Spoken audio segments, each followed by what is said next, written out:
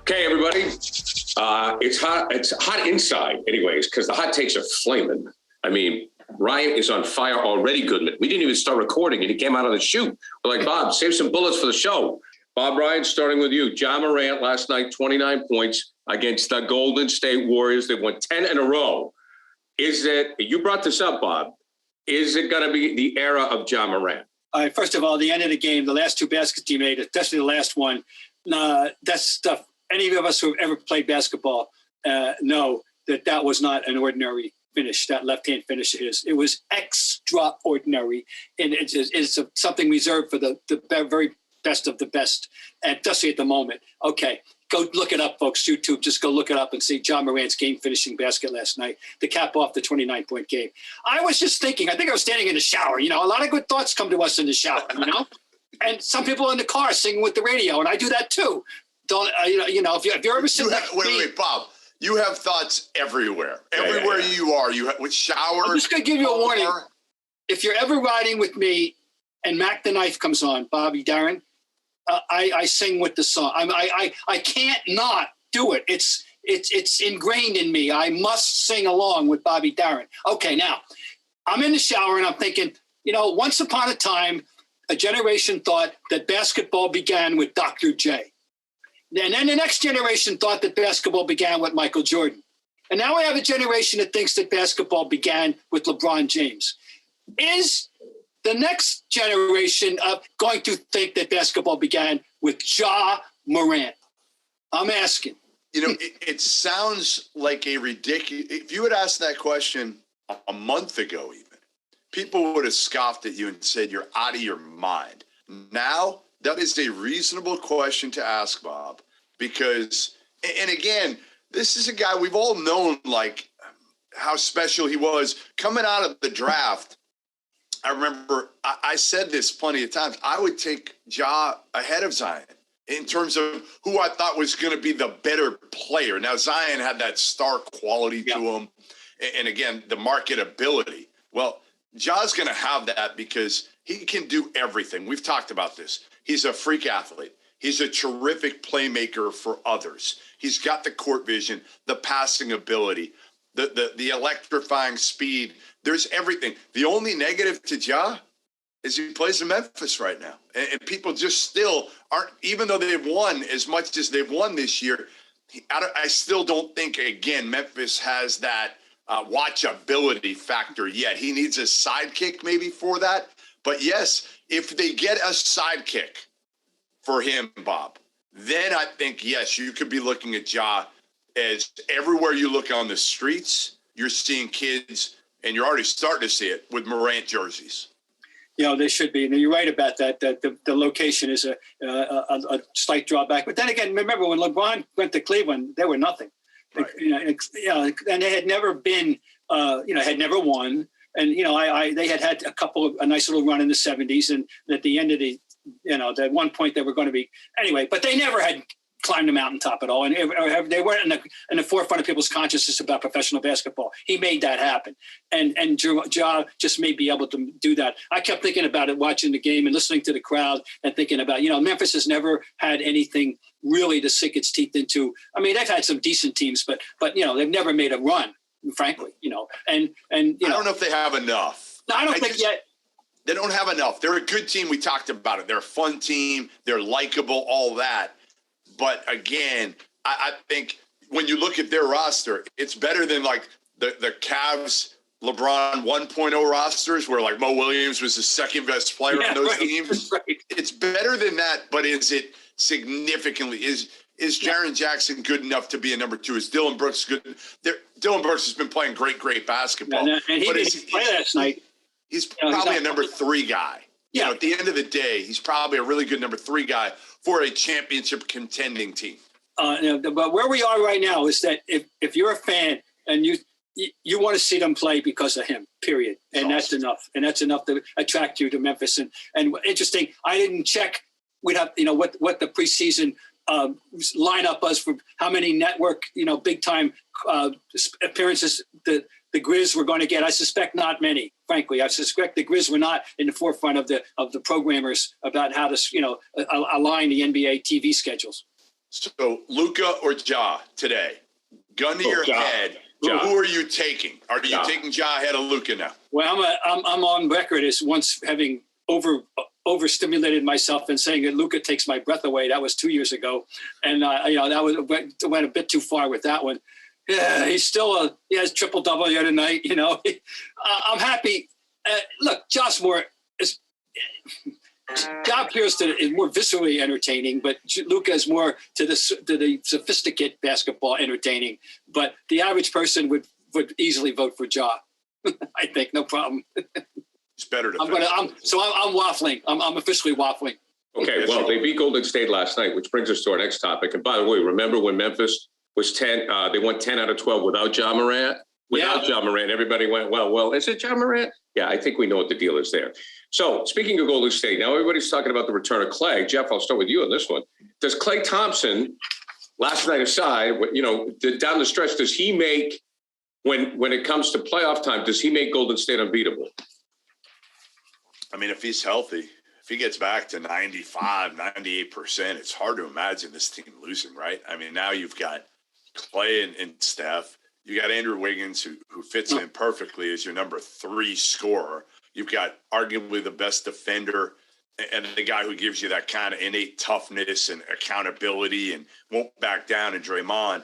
The only piece that I'd love to see him get back, and I don't know when he's going to get back, is James Wiseman. And I think if they get Wiseman, he's the one thing they don't have. And, man, if they could get Wiseman back, and I don't even mean like James Wiseman playing 28 minutes. I mean playing give you 14, 15 key minutes, because Gary, you haven't seen him much yet. Bob, you haven't seen him much yet.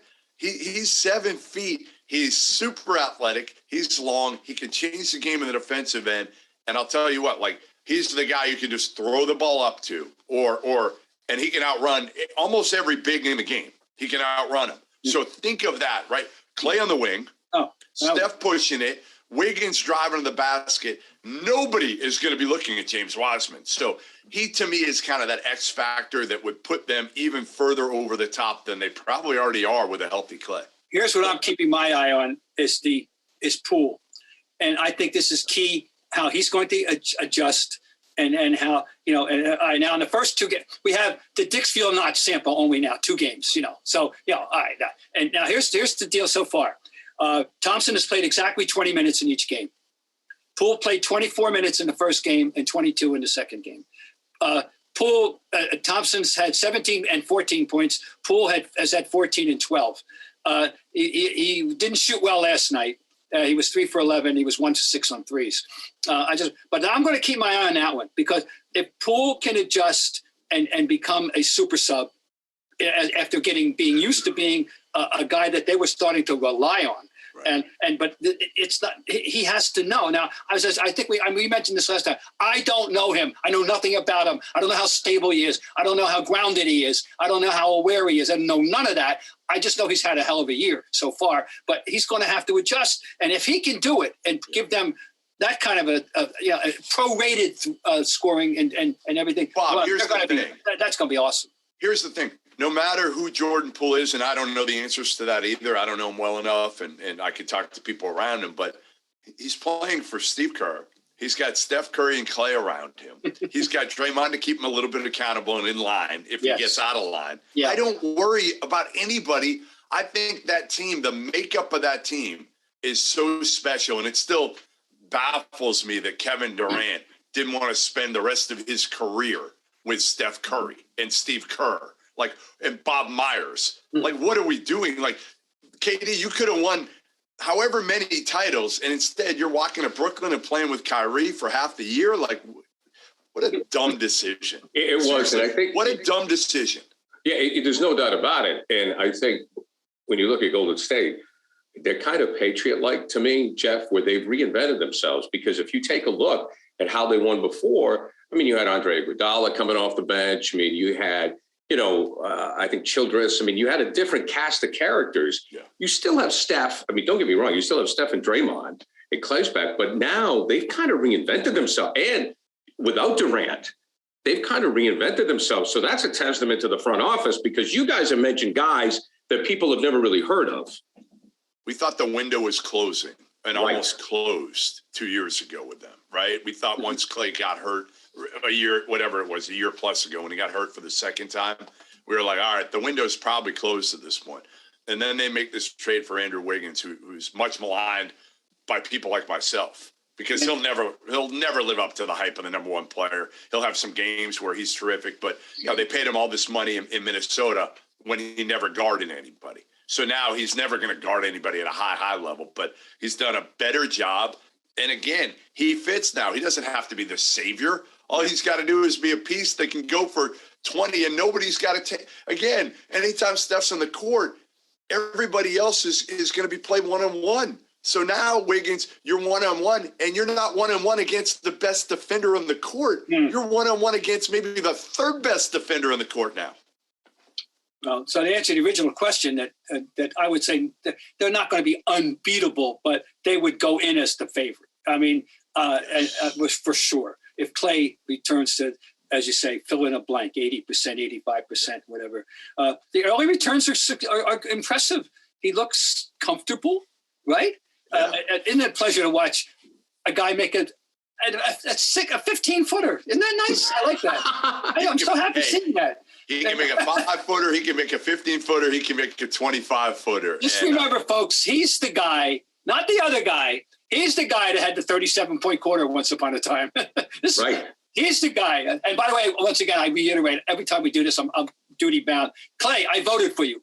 So don't blame me. I voted for you. Okay, now I just get that on the table. I think we need, hey, Gary. Yeah. I think we need Bob to wear a Klay Thompson headband next time. Ooh, I'd pay money to see Bob Ryan wear any kind of headband. I'll tell you that right now. I bet he wore one. Back in the day, Bob, did you ever wear a headband? No, I predate.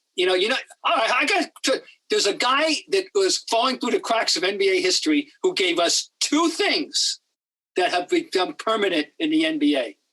Who was it that introduced the headband and the shaved head?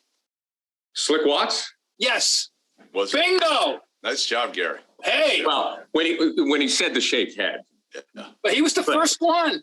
Yeah, Slick. And that I remember that shaved the head. And Michael, I don't know if Slick Watts was his inspiration, but at one point Michael said, "Oh, the hell with it," and it became his signature. But Slick Watts, ladies and gentlemen, gave us the two of them together.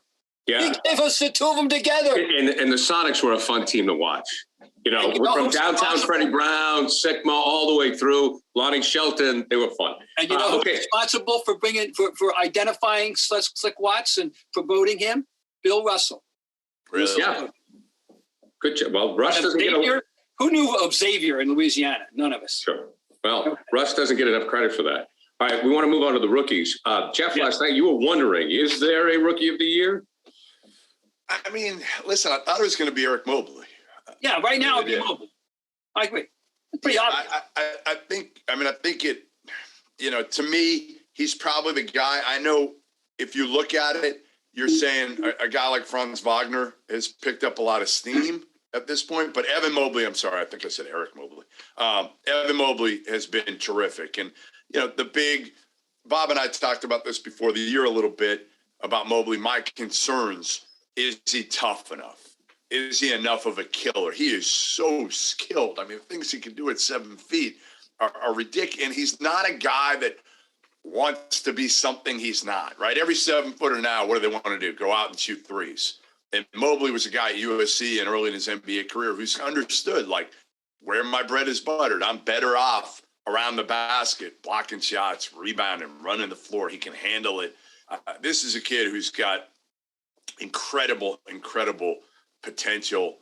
And I think I'm glad Cleveland's got some players here. And, the sad part with Cleveland is they've lost now Colin Sexton and Ricky Rubio. No. And Sexton going down didn't hurt him at all, but I think Rubio will. Yeah, no, I think so. We have to resort to Rondo now on his 8th team. Yeah. I think it would clearly be not unanimous maybe, but it would be very by acclamation. It would be Mobley right now. I want to ask you, Jeff, as the guy who saw these guys, or one of the guys that we had never seen, and that's Jalen Green. But then the 1 and 2 picks were Kay Cunningham and Jalen Green. That was pretty obvious. They're each averaging 15 points a game. Cunningham's shooting 39% on threes. Green's shooting 40%. So there's a wash there. Their numbers are very similar. They play the same amount of minutes roughly. Cunningham 32, Green 30. How would you evaluate this point in the early, 1 quarter or halfway through the season? Listen, both are shooting it better than I thought. Cade came out really, really slow shooting the three. Yeah, remember he was hurt. He was hurt to start the season, so he missed the first few games. Came out, struggled shooting the three. He started to shoot it much better than I thought he would, because last year I just didn't know if it was a little bit of a fluke at Oklahoma State, because he'd be the first to admit he did. He was like, I know I got to become a better perimeter shooter. Jalen Green, unfortunately, both these guys have put up numbers for teams that stink, which generally is the case, right? KD did that his first year in Seattle. Right. Like, you're going to put up numbers that sometimes are inflated because you're playing when you're down 20, 30 points consistently against second, third unit guys that frankly, don't care about defending against Cade Cunningham or Jalen Green. They just want to get there. So we got to see more, but I think, they've both been good, not great. And to me, the biggest surprise so far has been Franz Wagner. Again, another guy for a team that hasn't been very good, Bob. No. In Orlando. They are way off the radar screen. Way off the radar because they're not good. But the thing with Wagner is everybody always thought he was kind of a tease at Michigan. And all right, is he going to show up? Mm-hmm. Isn't he? You knew he had the skill level. And he's kind of that new age forward that everybody likes because, he can shoot it. He can put it on the floor. He can pass it. He's that multi-dimensional forward.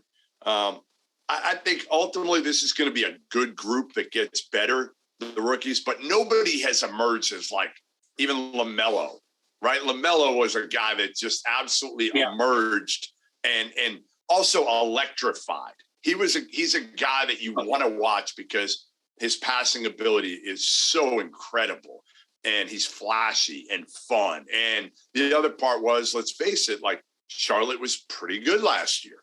That was the other thing. They were better. Detroit stinks. Houston stinks. I know they went on a little bit of a run, but they stink. And Orlando stinks. There's a guy that is gladdening my heart a little because, we always find a guy we like and you want to see how he does. And he's doing well under the radar screen. That's Chris Duarte. Duarte. Excuse me. Yeah, sorry. Yep. Yeah, right. I love him. I can't even pronounce his name right. Yeah, he's awesome. That's terrific. But he's getting significant time. He's getting 29 minutes a game. He's averaging 13. He's shooting 43, 35 on twos. But he's getting, I liked him. I somehow just caught my eye and I liked him. I'm happy to see that he's doing well at the bottom. That's the bottom of the lottery. He was the 13th pick. Great piece. He was ready to come in. That was the one thing was he was a 4-year guy in college at Oregon. Yeah. And that's probably why I liked them, by the way. I always try to find those guys. I definitely like them. Interesting draft, Jeff, that just apropos of nothing we're talking about, but just there were 8 international players in the first round, 7 countries, starting with number 6, Josh Giddey from Down Under. He's been good. Number 7, Jonathan Kuminga from Congo. He has a play. France Wagner. Joshua Primo, who's a Canadian, getting a little time. Alperen Sengun, Turkey, getting a little time. Time. Kai Jones from Bahamas. And then the 2 Spaniards, Usman Garoba and Salty Aldama. And then with an asterisk, born in Japan, but very much raised in America, and an alumnus of famous Oak Hill Academy, which I did a story on 35 years ago, literally. Wow. And that would be Cam Thomas. People don't realize he was born in Yokohama. I didn't know that. I actually didn't know that. Yeah. Giddey's been good. Sengun's been good. When I watch him, he really impresses me with his footwork, his toughness. Yeah. He's been good. And another one you didn't mention. Go ahead. Omar Yurtseven has played great. Okay, I didn't go into the second. That's got to be second round. Right? I don't know. I think he was like a couple of years ago undrafted, played overseas. Oh, okay. And the Heat called him up because they were thin. Yurtseven started his career at NC State and then transferred to Georgetown, and he's been incredible rebounding the ball, Bob. You got to look at his rebounding numbers lately. Okay, I shall. He's been insane. Now, again, it's all about timing right now, right? For like a kid like Yurtseven, well, guys, again, protocols, they're out or injuries or whatever. He gets an opportunity. This kid's going to stick in the league and probably make a lot of money in the league now. Keep my eye on him. Yeah, it's hard to keep track of everybody these days. Honestly, God, it's just impossible. But anyway, so overall, it's not a. Well, no one guy has emerged as the superstar, right? The guy you're gonna like. One more guy to note that he's been pretty damn good, and that's Scotty Barnes. Yes, Scotty Barnes should be noted here. And Herb Jones, another one who's playing. If you love defense, watch New Orleans' Herbert Jones. Sorry, he likes to go by Herbert. Okay. He is awesome out of Alabama. One of my favorite college players of all time. He can lock down 1 through 4 and lock them down. All right, very good. Well, you touched on one of the Ball brothers, but we're going to get to that coming up on how they've exceeded expectations. But first, we're going to tell you about LinkedIn. These days, it can be hard to find and hire the right candidates for your small business. That's why LinkedIn Jobs makes it easier to find the people that you want to talk to faster and for free. Focus on candidates with just the right skills and experience and use screening questions to get your role in front of the most qualified. It's why small businesses rate LinkedIn Jobs #1 in delivering quality hires versus leading competitors. So LinkedIn Jobs helps you find the candidates you want to talk to faster. Did you know every week nearly 40 million job seekers visit LinkedIn? Post your job for free at linkedin.com/scribe. That's linkedin.com/scribe to post your job for free. Terms and conditions apply. We all know about Papa Ball, I should say. And this guy was just so unique and out there. And I thought there's no way these kids are going to be able to shake the old man. But Bob, both Ball brothers, have they exceeded expectations? And now maybe the father wasn't so crazy. Well, he still could be crazy. I think a tribute goes to the kids. I think that they I don't know, they figured it out, that they love their dad, I'm sure, and they appreciate that he's always, in his mind, done what he felt was best for them and all that. And I think they appreciate it. But they're just different personalities. And I've been impressed from the get-go when about in the Lonzo and his personality. And I used to kid that first year, his rookie year, I said, I wonder what daily life is like. Because this is when the father was still very much informed, very much in the news, very much couldn't kids. And I wonder what daily life is. Do they kid him? They say, your dad went off again, and he laughs, I don't worry, I don't pay attention to it. I just wondered about that. But both of those kids, those guys, those young men, have figured out how to negotiate being who, LeVar's kids, but being their own people and fitting into the environments that they, and where they function and where they work. I'm impressed with those two for that reason. Listen, Lonzo, I was never worried about because he had already established himself for the most part, as I guess I shouldn't say never worried about, but his IQ for the game, he was so even keel, never got rattled with all the stuff that was going on with Lonzo at UCLA. And then obviously when I was in Lithuania and LeVar took shots at Luke Walton, Lonzo never let it affect him, never came out, found a way to navigate it so well of still being good with the coach, with Luke Walton or whatever coach, Steve Alford at UCLA, yet never taking shots at his father.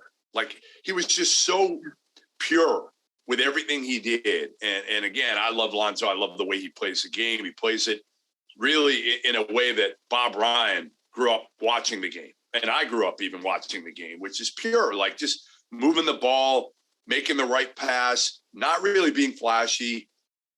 And now he's shooting 42% from three, by the way. Ooh, yeah. Right?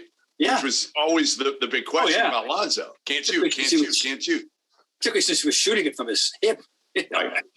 Right. You know. And then you go to LaMelo, and I won't waste time with the middle one, LiAngelo. I'd always said he's not an NBA player. He's a good overseas player. But LaMelo, my biggest thing with LaMelo was always the bad habits that he accrued over the years. And I saw it firsthand in Lithuania.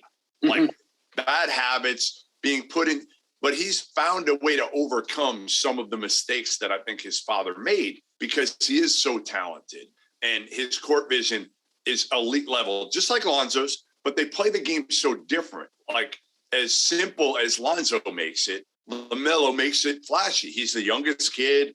You know, he was, when I always talked to LeVar or any of the kids, they would say like, LaMelo is the favorite one. He can do anything. He was the youngest one, right? So he could get away with whatever he wanted. He would jack threes. He might airball 3 straight, and LeVar would still yell at him to keep shooting the ball. And so he had that rope. But listen, his numbers and his impact is incredible. And those bad habits, like he wasn't a good teammate in Lithuania, but you know, I forget he was like 15 years old. Yes. Like he was 15 playing with grown men. They didn't like him because he didn't take it seriously then. But he's grown up. Obviously, I haven't been around him in years, but he has grown up, which typically you do between years 15 and 19, right? And now you look at him, his teammates love him. Why? He plays with a passion, with a flair. And he gets him the basketball, Gary. That's what he does. He makes life easier for Miles Bridges, for Gordon Hayward, for whoever. If you want to play with somebody, you want to play with this dude because if you're running the court, he is going to find you. You can't overestimate what you just said in terms of how that affects a basketball team and players when they know that there's a guy whose raison d'etre is to get you the ball. And I lived through this in my embryonic days covering the NBA. The Celtics, a name that will mean nothing to modern people at all, and that was Hambone Williams. He's my standard of, I'm not lying. They get the garbage time. And there was lots of it because the Celtics were so good in those days. And they get the garbage time, and guys would be practically crawling over each other to get up to sit next to Heinsohn to get his attention, to get in the game, to be able to play with Hambone Williams, because Hambone was going to get everybody. His whole thing was making everybody else look good. And he was a phenomenal passer. But I mean, so I learned right away what the effect that can have. But in general terms, people, Larry Bird, his passing was contagious for that team. And so you can't overestimate what that does, how good that is for a team. More on the Celtics. I'm happy I'm wrong. I'm happy I was wrong because I didn't know if LaMelo would make it, Gary. I just felt like, again, the bad habits, the immaturity. He didn't want to defend at all. And I'm really, really, really happy I'm wrong. I haven't talked to I talked to Lonzo for a second when he came into Boston, but I haven't talked to LaMelo or LeVar, obviously. And my relationship with LeVar ended poorly, as we know. But I always felt like bad for those kids in a way, and it was hard to feel bad for a 15-year-old. Anytime you didn't get a Christmas card, holiday greeting of any kind of happy holidays? What was that? You didn't get any free sneakers? What were the sneakers? The big what? Big Baller Brand. Big Baller Brand. I was afraid Big Baller Brand, if you put them on, you might like remember Zion when he blew out his Nike? I know. I was afraid if I start wearing those and jump around and do anything athletic, I might, they might blow up because they sold them for $3.50. They probably cost $2.50. Well, yeah, but it also might not have been the shoes, Jeff. I just hate to tell you. And before we go, Bob Ryan's going to take us home with a little Mac the Knife. Oh, the shark bait has such teeth, and it shows them pearly white. Just a jackknife has old Maggie Bay, and he keeps it out of sight. All right, goodbye, everybody.